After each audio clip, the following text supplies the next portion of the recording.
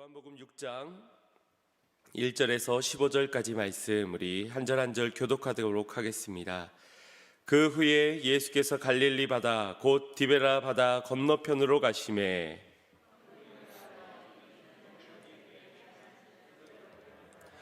예수께서 산에 오르사 제자들과 함께 거기 앉으시니 예수께서 눈을 들어 큰 무리가 자기에게로 오는 것을 보시고 빌립에게 이르시되 우리가 어디서 떡을 사서 이 사람들로 먹게 하겠느냐 하시니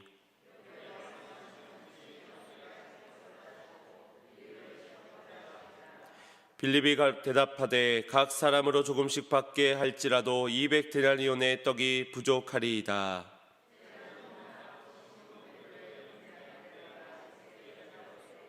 여기 한 아이가 있어 보리떡 5개와 물고기 2마리를 가졌나이다. 그러나 그것이 이 많은 사람에게 얼마나 되겠삼나이까?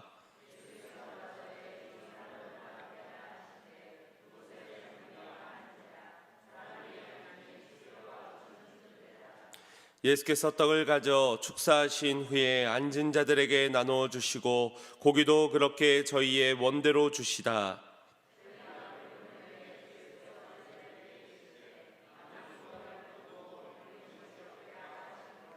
이에 거두니 보리떡 5개로 먹고 남은 조각이 12바구니에 찼더라.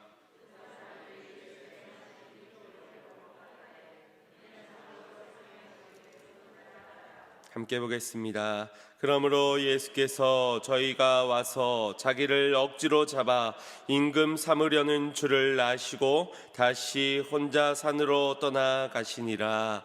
아멘. 할렐루야. 오늘도 우리에게 행복을 주시고 기쁨을 주시는 주님께 모든 찬양으로 영광 올려드립니다. 예수님께서 잡히시던 날 밤 겟세마네 동산에서 예수님은 기도하시며 눈물을 흘리셨습니다. 그런데 성경에 기록되지 않은 내용입니다. 어느 제자가 그런 예수님을 보면서 이런 생각을 문득 하게 되는 겁니다. 예수님은 참 눈물도 많으시지. 지난번에는 나사로가 죽었을 때 그렇게 우시더니 그러고 보니 예루살렘을 보시면서도 우셨지. 그런데 또 무슨 일이길래 저리 구슬프게 우시는 거야. 이런 마음을 가지면서 예수님에게 가서 말을 하는 겁니다. 예수님, 뭐가 그렇게 슬프셔서 우시는 겁니까? 이제 보니 예수님은 믿음이 별로 없어 보이시는군요. 모두 다 하나님께 맡기고 기뻐하세요. 즐거워하세요. 평안하세요. 라고 제자가 말을 건네는, 물론 잊지 않은 얘기입니다. 그는 아마도 이런 이야기를 전한다면 예수님이 무엇으로 애통한 마음을 가지고 지금 울고 계시는지를 전혀 모르고 있는 것일 겁니다. 그저 믿음이 있으면 무조건 기뻐야 하고 무조건 즐거워야 한다라는 생각을 하는 것일 뿐입니다.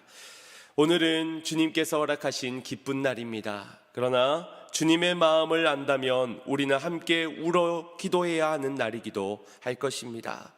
하나님이 주신 평안 가운데 기뻐해야 하고 감사하며 그 즐거움에 참여하는 인생이 되어야 하지만 또한 주님의 마음을 품은 자라면 영혼들을 바라보면서 가난한 심령으로 주님의 은혜를 구하며 저들에게도 하나님의 은혜가 임하기를 기도하는 자들, 눈물로 기도하는 인생이 되어야 할 줄 믿습니다. 사랑은 관심이라고 하지요. 주님은 십자가에서 우리의 모든 죄를 담당하시기 위해 이 땅에 오셨습니다. 그래서 십자가에 달려 죽으셨지만 그것만으로 예수님이 이 땅에 오신 이유의 전부라고 설명하기는 어렵습니다. 그랬다면 이 땅에 오셔서 바로 십자가를 지시고 죽으시면 될 일일 겁니다. 주님은 살리시기 위해 이 땅에 오셨습니다. 우리 백성들을, 주님의 자녀들을 살리시기 위해서 오셨고 주님의 모든 관심은 상한 영혼들이셨습니다. 그런 우리를 위해 기도하셨고 그런 우리를 생각하시며 우셨고 그런 우리를 위해 결국 십자가까지를 지신 것입니다. 주님께서 우리에게 내 몸과 같이 내 이웃을 사랑하라고 말씀하셨습니다.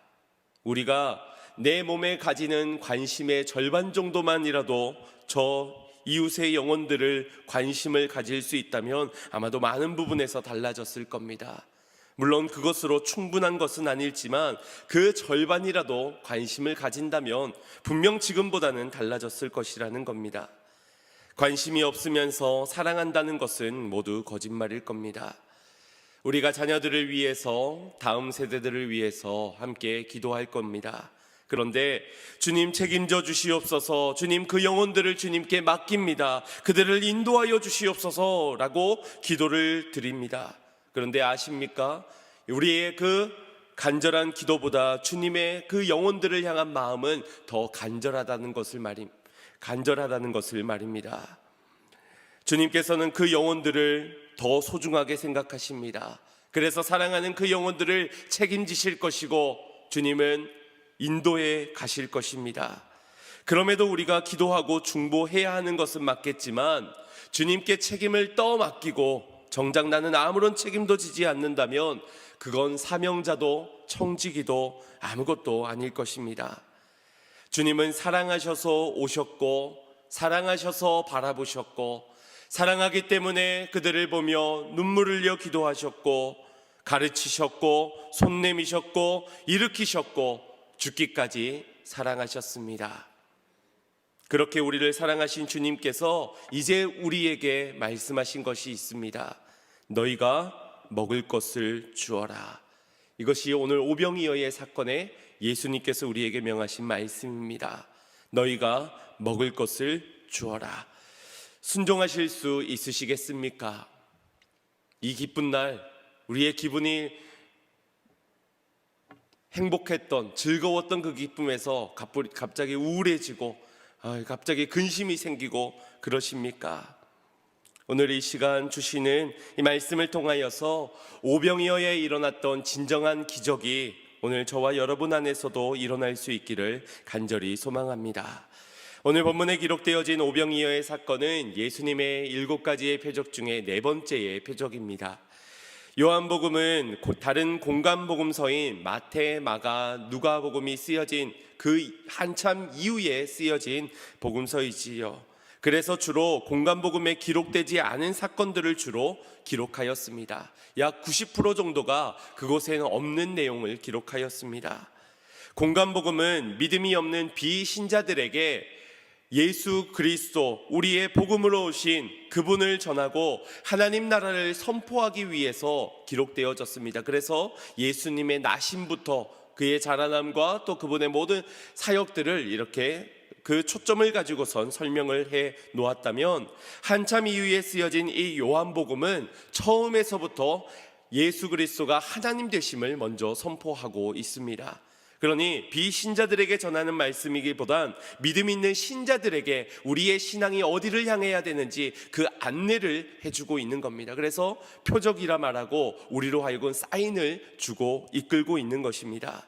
그런데 이 오병이어의 표적만큼은 다른 복음서에 모두 등장하고 있는 그런 말씀임에도 요한복음에도 동일하게 등장하고 있습니다. 이것이 무슨 말이겠습니까?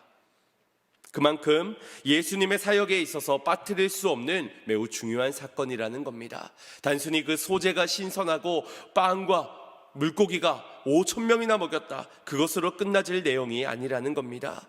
믿음의 사람들이 따라가야 할 중요한 사인을 오늘 이 오병이어를 통해서 우리에게 전하고 계십니다. 특별히 이 오병이어의 표적은 예수님께서 갈릴리에서 행하시는 사역의 정점에 이르는 사역이라고 할 수 있습니다. 그래서 이 사건을 본 여러 사람들은 예수님을 자신들의 왕으로 세우고자 합니다. 하지만 생명의 떡이 자신이고 자신을 먹음으로 살게 될 것이고, 주님은 왕으로서가 아니라 너희들의 영혼을 위하여서 죽으러 왔다는 것을 차차 드러내 보이시면서 사람들은 예수님의 곁을 떠나가게 됩니다. 또 그를 배신하는 제자 가룟 유다가 나타나게 됩니다. 이 7가지의 표적 중에 가장 가운데에 위치하고 있는 4번째의 표적, 이 오병이어의 사건은 그런 예수님의 구속사 사역에 대한 중요한 기로에 있어서 우리에게 베풀어진 표적의 사건이라는 것을 먼저 기억해야 합니다.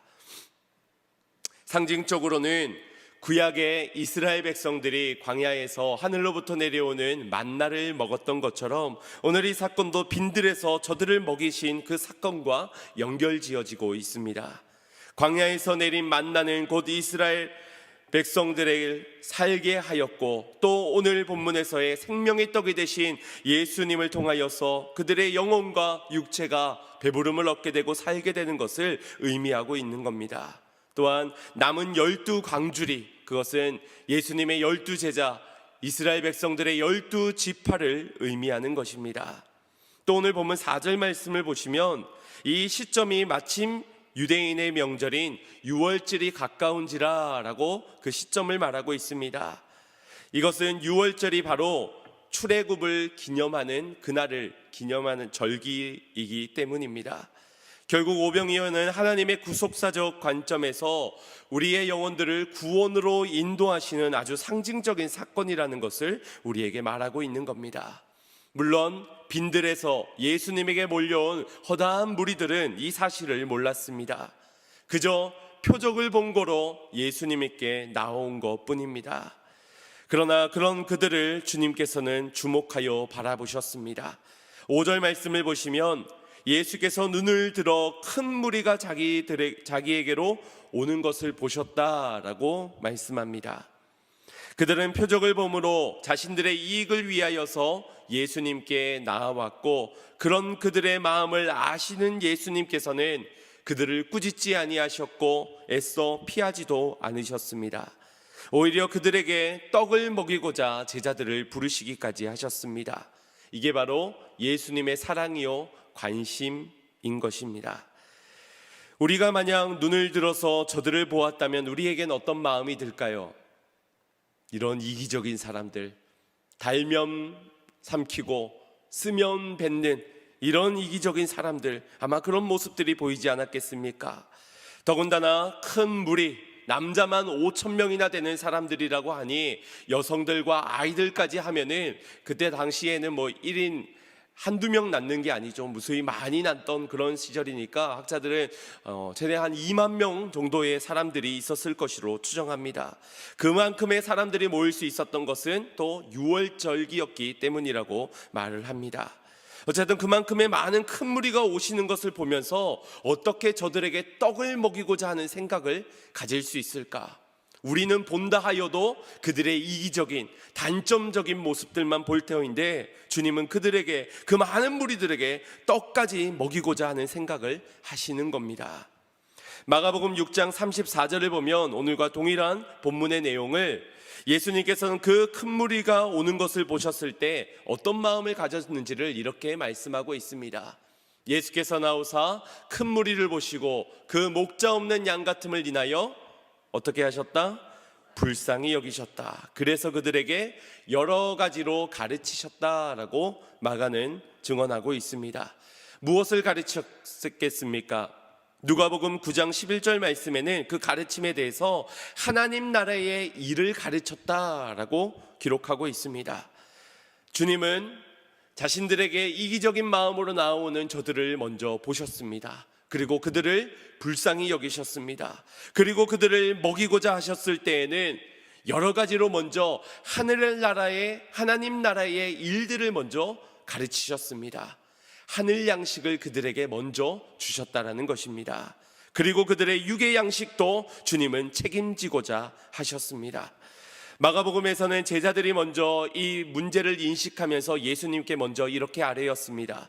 이곳은 빈들이고 날이 저물어가니 저들을 어서 집으로 돌려보내어 무엇이든지 사 먹게 해야 됩니다 라고 말을 걸어왔습니다. 그런데 요한복음에서는 예수님께서 먼저 저들을 보시면서 제자들을 부르시어서 저들에게 먹을 것을 주어야 한다. 특별히 빌립을 향하여 우리가 어디서 떡을 사서 이 사람들로 먹게 할까를 물으셨습니다.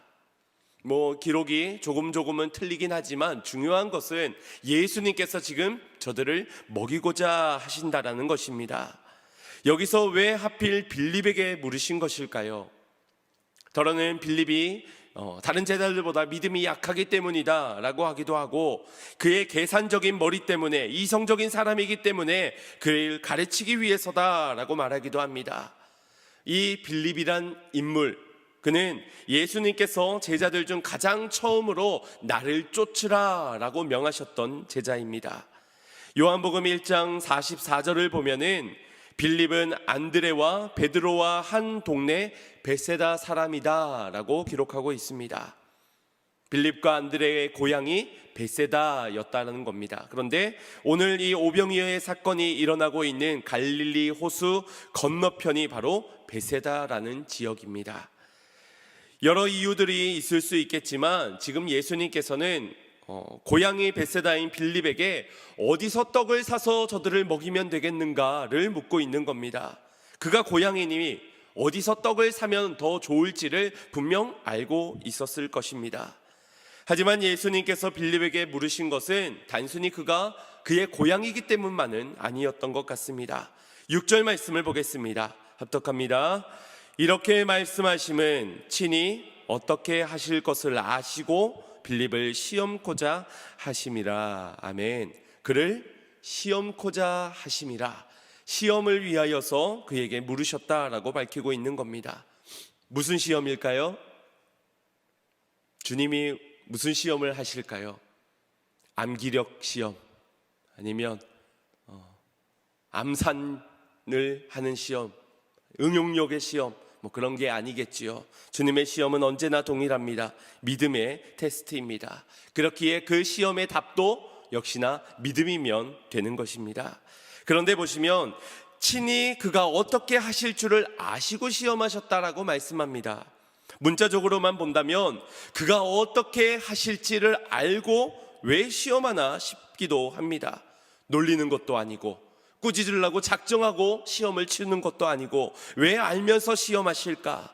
여기 친히 어떻게 하실지를 아신다는 것은 빌립이 어떻게 반응할지를 안다라는 의미도 분명히 맞지만 더 분명한 깊은 의미 가운데서는 빌립의 반응이 예수님께서 어떻게 그를 이끌어 가실지를 아셨다. 이 빌립이란 제자가 나의 질문에 어떻게 답을 할지를 나는 알고 있으니 이 빌립을 어떻게 이끌어 가야 될지를 주님은 이미 결정하셨다라는 그러한 말입니다. 그의 앞으로의 길을 어떻게 인도해 갈지를 결정해 놓으시고 그를 시험하신 것입니다. 주님은 우리에게 감당할 시험만을 주시는 분이십니다. 그리고 시험 당할 즈음엔 피할 길을 내시는 분이십니다. 그래서 우리로 능히 감당하게끔 하시지요.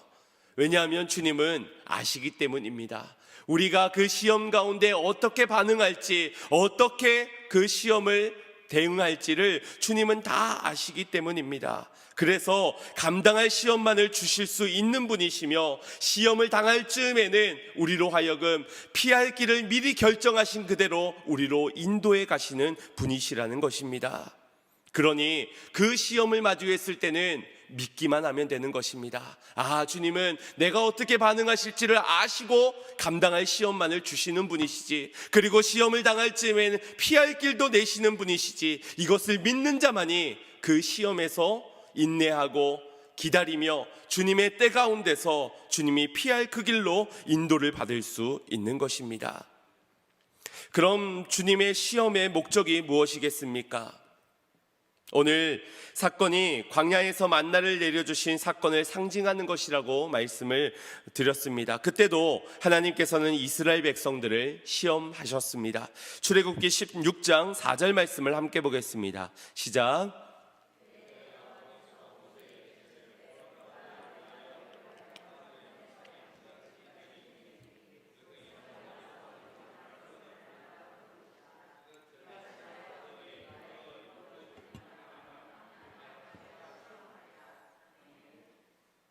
왜 시험하신다고요?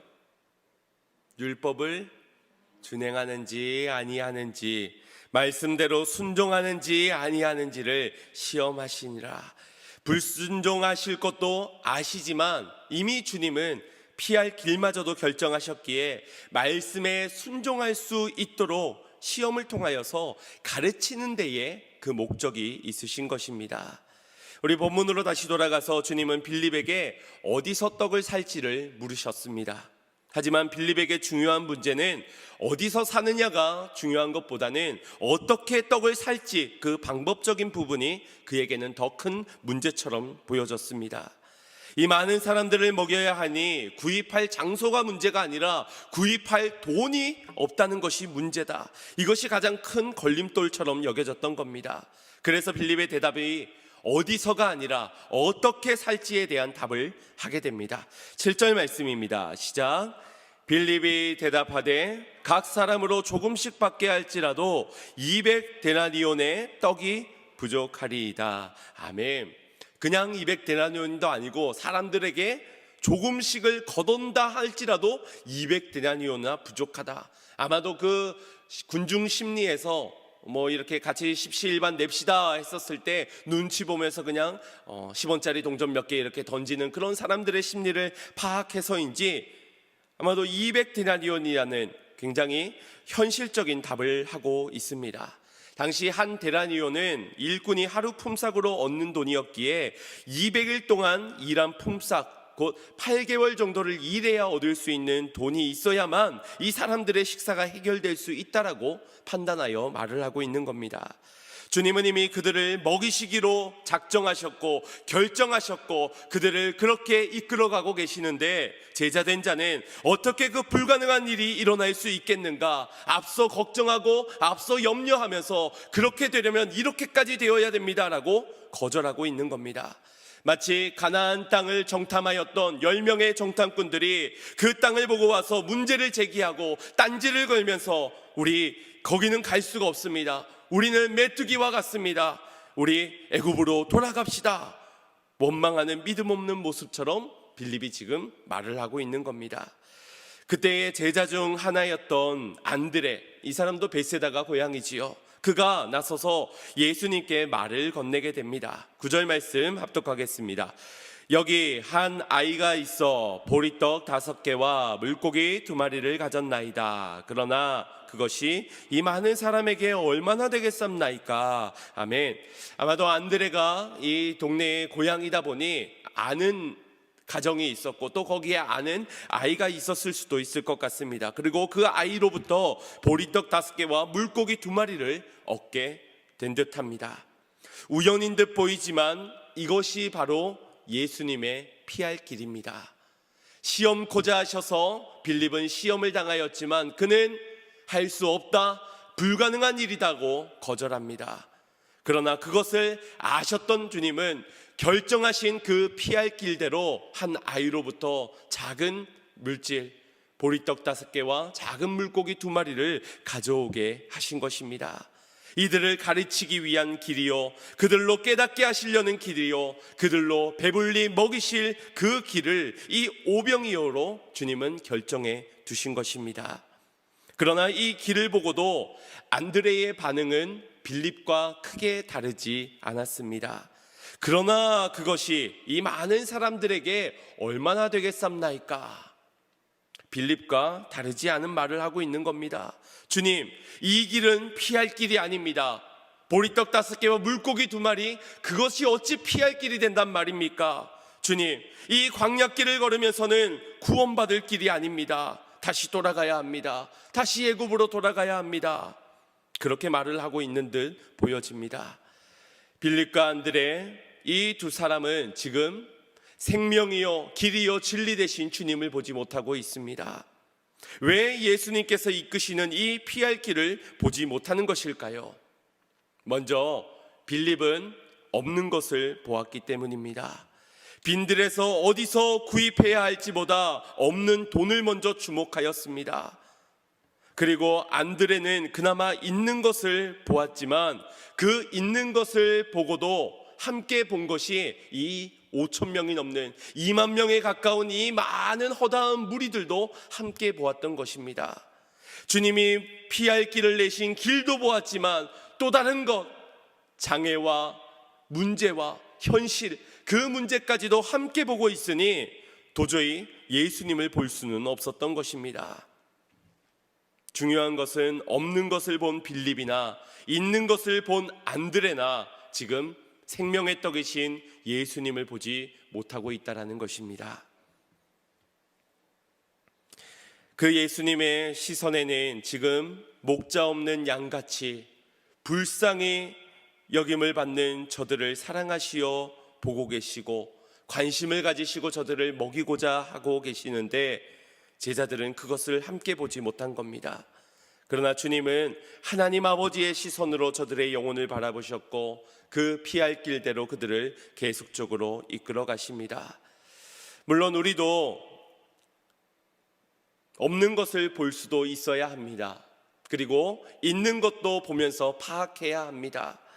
계산도 필요하고 이성적인 판단도 분명 필요합니다. 그러나 그 시선 때문에 주님을 보지 못한다면, 그러한 없는 것을 보는 시선, 있는 것을 보는 시선, 이성적이고 계산적인 판단들이 앞선 나머지 하나님을 신뢰하지 못하고 생명의 떡이신 소망이신 예수님을 보지 못한다면 그것은 잘못된 것이라는 겁니다. 주님은 제자들이 생명의 떡이고 길이요 진리 되시는 주님을 보지 못하고 있음을 아셨습니다. 그리고 그런 그들을 오병이어로 먹이시면서 표적 가운데 그들을 이끌어가고 계시는 겁니다. 이미 시작부터 결정하신 그 길대로 말입니다. 10절 말씀 합독해 보겠습니다. 시작. 예수께서 가라사대 이 사람들로 앉게 하라 하신대 그곳에 잔디가 많은지라 사람들이 앉으니 수요가 5천쯤 되었다. 아멘. 이 10절에서 조금 생뚱맞아 보이는 단어가 무엇입니까? 두 가지 정도가 언급될 수 있을 것 같습니다. 왜 굳이 앉게 하셨는가? 일어서서 간단히 식사하면 되지, 식탁이 있는 자리도 아니고 잔디가 많은 그곳에서 왜 굳이 앉아야만 하는가? 또 굳이 잔디가 많은 것을 기록할 이유가 있겠는가라고 싶습니다. 이것은 먼저 잔디가 많은지라 목자 없는 양 같은 무리들을 주님께서 먹이시고자 푸른 초장으로 인도하고 계신다. 그분이 선한 목자 되신 예수 그리스도라는 것을 말씀해 주고 있는 것입니다. 우리의 인생을 푸른 초장으로 인도하시며 쉴만한 물가로 인도하시는 그 생명의 떡이신 예수님의 모습을, 구속사적인 사역의 모습을 지금 요한은 말해주고 있는 겁니다. 그리고 앉아서 먹게 하고 있는데 마가복음을 보면 사람들을 앉게 할 때 100명을 모여서 앉게 하고 50명을 모여서 앉게 하였다, 무리지어 앉게 하였다라고 기록하고 있습니다. 이 역시도 출애굽 당시에 모세를 통해 백성들 중에 50부장을 세우시고 100부장을 세우시면서 하나님의 약속의 땅까지 그들을 인도해 내게 하셨던 그것을 연결지어서 말씀해 주고 있는 것입니다. 이 간단해 보이는 한 사건 속에서 굉장히 많은 의미들이 내포되어져 있는 것을 보게 됩니다. 이제 모든 가르침을 마치시고 오병이어의 기적을 주님께서 베푸십니다. 우리 11절 말씀 함께 보겠습니다. 시작. 예수께서 떡을 가져 축사하신 후에 앉은 자들에게 나눠주시고 고기도 그렇게. 아멘. 축사하셨다는 것은 그것으로 감사의 기도를 하나님께 드렸다라는 것입니다. 그 감사의 의미가 무엇일까요? 앞으로 일어날 일에 대한 감사일 수도 있을 겁니다. 그런데 그 감사의 분명한 의미가 6장 32절부터 33절 속에서 우리가 찾을 수가 있습니다. 합독해 보겠습니다. 예수께서 이르시되 내가 진실로 진실로 너희에게 이르노니 하늘에서 내린 떡은 모세가 준 것이 아니라 오직 내 아버지가 하늘에서 내린 참 떡을 너희에게 주시나니 하나님의 떡은 하늘에서 내려 세상에게 생명을 주는 것이니라. 아멘. 생명을 주시고자 하시는 그 하나님께 감사를 드린 것, 이것이 이해가 되어지십니까? 단순히 앞으로 이 오병이어를 통하여서 여기에 모이는 2만 명의 사람들이 배불리 먹고도 남게 되는 그 기적을 위하여서 기도하신 것이 아니라 주님께서 이 목자 없는 양들을 인도해 내시고자 하는 마음을 내게 주셨고 그 마음대로, 그 정하신 뜻대로 그들의 피할 길을 내셔서 먹이고자 하시는 그 하나님의 뜻 가운데 특별히 광야에서도 만나를 먹여주심으로 생명을 살게 하셨던 것처럼 지금 하나님 축사를 받으시는 감사의 기도를 받으실 그 하나님도 2만 명이 되는 이 허다한 무리들을 생명의 떡을 통하여서 그들을 영원히 줄이지 않게 하시려고 은혜를 베푸신다. 그 은혜에 대한 감사를 올려드리고 있는 것입니다. 다시 본문 가운데 예수님께서는 빌립을 시험하시면서 어디서 떡을 사야 하는지를 물으셨습니다. 그때 만약 빌립이 주님이 원하시는 대답이 무엇이었겠습니까? 어디서 사는 것이었으니까 저기 마을 어귀에 가서 어느 무슨 떡방아집 가면은 거기에 아주 떡이 맛이 아주 좋습니다. 한 포대를 또 더 덤으로 주기까지 할 겁니다. 뭐 그런 떡방아집을 말하는 것, 그것이 예수님의 원하시는 대답은 아니었을 겁니다. 하늘로부터 내려온 생명의 떡, 곧 예수님이 저들을 먹여야 저들이 살 수 있습니다. 이러한 답을 원하셨을 것입니다. 그런데 그 답을 하지 못하였습니다. 하지만 오늘의 이 표적을 통하여서 이러한 고백을 하도록 이끌고 계신 것입니다. 이 오병이어의 표적을 통하여서 진정한 하늘의 만나가 내려왔던 것처럼 생명의 떡을 저들에게 먹이면서 그 제자들이 고백하기를, 그때는 고백하지 못했지만 주님은 피할 길 가운데 가르치신 이 가르치심대로 우리에게 생명을 주시는 주님께서 먹이고자 하신 대로 생명을 허락하여 주셨다. 이러한 답을 할 수 있도록 만드신 것입니다. 오늘 그것은 제자들의 가르침뿐만 아니라 오늘 저와 여러분을 하나님께서 그리 가르치고 계신 줄 믿습니다. 현실의 문제 가운데서 답이 없는 상황들이 얼마나 많습니까? 계산적으로 나오지 않는 그러한 현실의 문제들 속에서 주님은 오늘 이 오병이어를 통해서 우리에게도 가르치고 계신 겁니다. 주님에게 생명이 있음을, 주님의 그 길을 따를 때에 우리의 인생에 참 생명이 있음을 말씀해 주고 있는 것입니다. 12절 말씀 우리 합독해 보도록 하겠습니다. 시작. 저희가 배부른 후에 예수께서 제자들에게 이르시되 남은 조각을 거두어 버리는 것이 없게 하라 하심으로. 아멘. 저들이 원하는 만큼을 나누어 주도록 하셨습니다. 누구는 2개, 누구는 3개, 누구는 10개, 원하는 만큼 다 나누어 주었습니다. 마치 무제한으로 먹을 수 있는 뷔페처럼 원하는 만큼을 가져다 먹을 수가 있었습니다. 광야에서는 하루에 하나씩 그 만나를 먹어야만 했는데 예수님이 베푸시는 이 유월절 만찬에서는 원하는 만큼을 배불리 먹고 남음이 있게 하셨습니다. 그런데 이 12절 말씀에선 남은 조각을 거두고 버리는 것이 없게 하라라고 말씀합니다. 뷔페에서도 음식을 남기면 5,000원 내야 되고 7,000원 내야 되지요. 어떤 데 가면 배보다 배꼽이 더 커서 꼭 떠온 것은 다 먹어야 되기도 합니다. 더러는 이 본문 때문에 예수님께서도 말씀하셨다. 음식을 버리는 것은 죄야. 음식을 남기면 지옥 간다. 이런 말들로 가르치는 분들도 계십니다. 여기엔 여러 가지의 많은 의미들이 있습니다. 여러 학자분들의 또 주석들을 찾아보니 많은 이야기들이 있더라고요. 사람들은 오병이어의 기적을 보았고 맛보아 배불리 먹었습니다. 그런 그들에게 있어서 남은 빵은 별로 관심이 없어지게 되었을 겁니다. 배부르고 등 따스우니 이제 남은 이 떡은 거들떠보지 않고 그저 그 양식은 음식 쓰레기에 불과한 것이 되었을 겁니다. 그러니 그들에게 이렇게 가치 없이 버려질 것들이 아니다. 그러니 그것을 버리지 않도록 거둬들여라 라고 말하기도 합니다. 사람들에게 있어서 남은 빵은 버려질 것들밖에 되지 못하니 이 하늘에 하나님이 주신 이 양식을 그렇게 버려서야 되겠는가 라고 말을 하는 겁니다.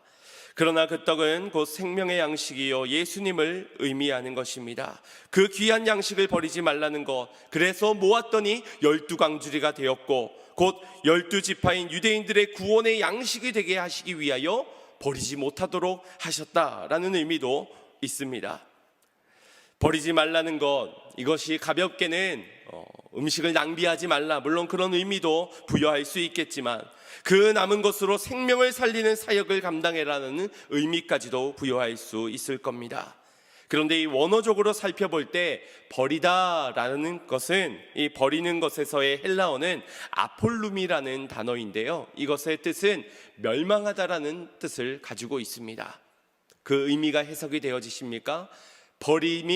버려지는 것이 없게 하라, 멸망당하는 것이 없게 하라. 거둬들여서 멸망하지 않도록 가라. 이것이 주님의 뜻이었던 것입니다. 39절 말씀에 보시면 이 멸망하다라는 의미의 아폴루미가 한 번 더 등장합니다. 39절 말씀 합독합니다.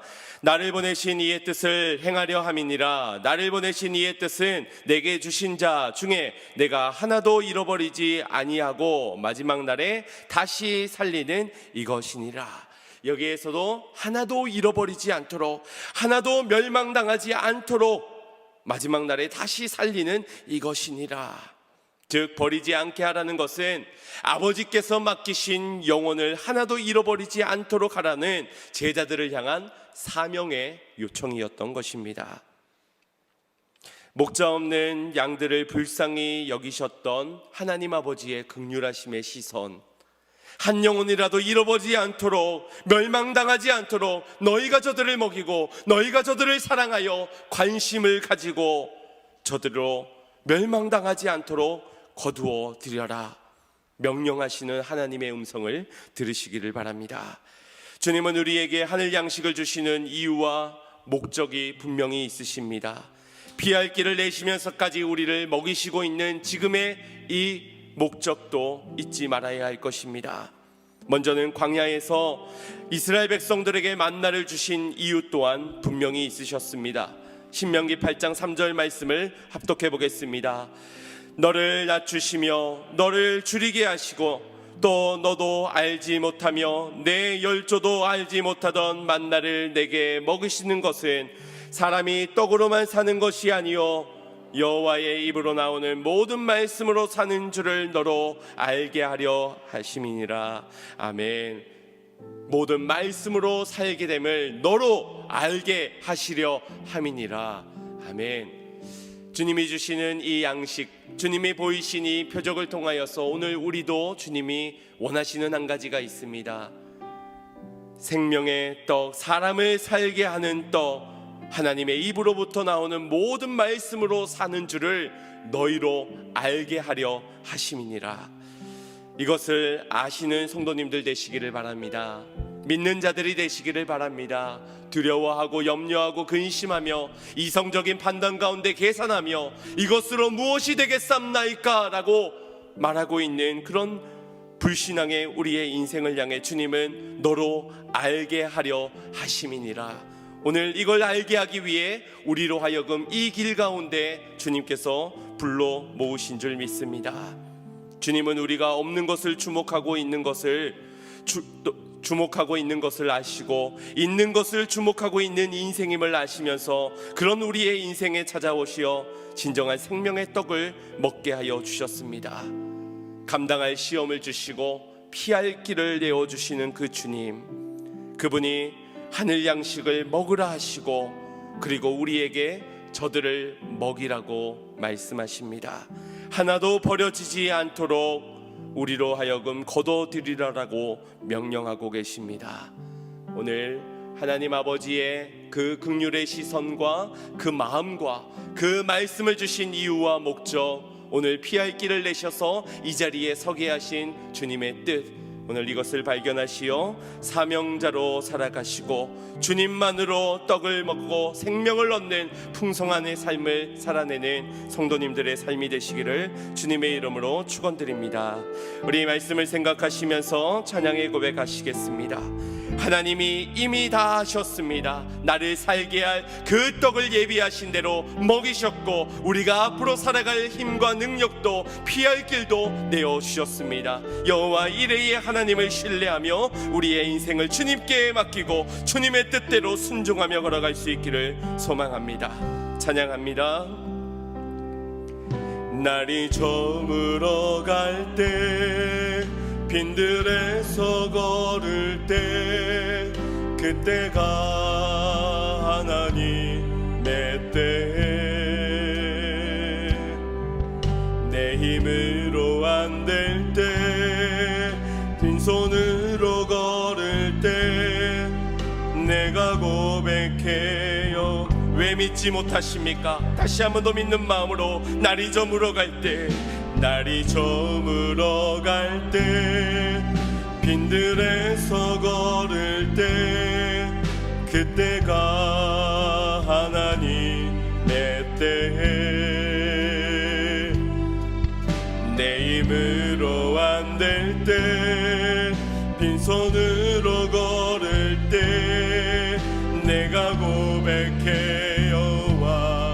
주님이 예비하셨습니다. 주가 일하시네, 주가 일하시네. 주께 아끼지 않는 자에게 주가 일하시네, 주가 일하시네. 신뢰하며 걷는 자에게 우리 모인 이곳에 주님 함께 하시네. 누리네 아버지 은혜에 작은 떡과 물고기 내 모든 걸 드릴 때 모두 고백해 여호와. 아멘. 주가 일하시네, 주가 일하시네, 주가 일하시네. 주께 아끼지 않는 자에게 주가 일하시네, 주가 일하시네. 신뢰하며 걷는 주님을 신뢰합시다. 주가 일하시네, 주가 일하시네, 주가 일하시네. 주께 아끼지 않는 자에게 주가 일하시네, 주가 일하시네. 신뢰하며 걷는 다시 한번 주가 일하시네, 주가 일하시네, 주가 주께 아끼지 않는 자에게 주가 일하시네, 주가 일하시네. 신뢰하며 걷는 자.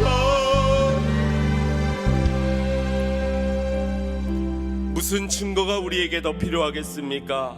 하늘에서 양식이 내려오는데 더 이상 배불리 먹지 않아도 될 만큼, 영혼을 줄이지 않을 만큼 생명의 떡이신 주님이 내게 찾아오시어 나로 먹이시는데 어떤 증거, 어떤 역사, 어떤 기적의 표적들이 우리에게 더 필요하겠습니까? 이미 주님은 예비하신 대로 우리의 길을 인도하여 가셨고, 우리가 시험당할 즈음에 피할 길마저도 내시며 그렇게 너희로 알게 하기 위하여, 우리로 생명을 얻게 하기 위하여, 우리를 구원하기 위하여 우리를 버리시지 않는 그 길로 인도하여 주셨습니다. 이제 우리가 믿는 자 되어야 할 순간인 줄 믿습니다. 미리 예비하신 하나님, 여호와 이레의 하나님, 지금도 쉬지 않고 일하시는 그 하나님, 그 하나님을 신뢰함으로 일어나 걷는 자가 되어야 할 줄 믿습니다. 우리 주여 한번 부르짖고 생명의 떡이신 주님으로 더불어 먹고 나로 살게 하는 사명을 감당하겠노라고 결단하며 기도합시다. 주여